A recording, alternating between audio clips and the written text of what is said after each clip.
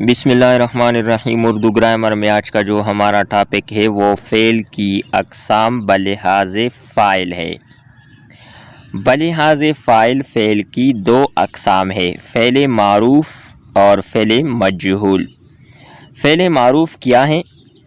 معروف کا مطلب ہے جانا پہچانا مشہور، گویا ایسا جملہ جس میں فاعل جانا پہچانا اور معلوم ہو تو اس جملے کے فعل کو فعل معروف کہتے ہیں۔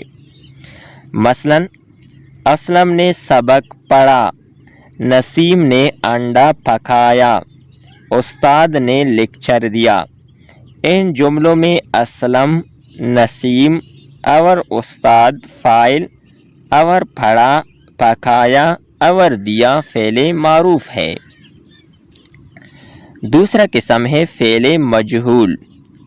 مجہول کے معنی ہے نامعلوم، گویا وہ فعل جس کا مفعول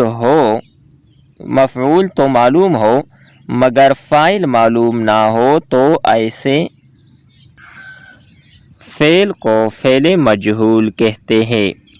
مثلا سبق پڑھا گیا، چاند دیکھا گیا، خربوزہ کھایا گیا، پانی ضائع کیا گیا وغیرہ۔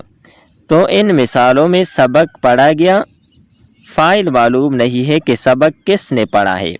چاند دیکھا گیا چاند کس نے دیکھا۔ خربوزہ کھایا گیا کس نے کھایا۔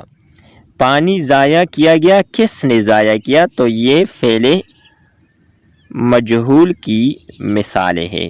امید کرتے ہیں کہ آپ کو یہ ویڈیو اچھی لگی ہوگی۔ نیکسٹ ویڈیو کے ساتھ دوبارہ ملتے ہیں۔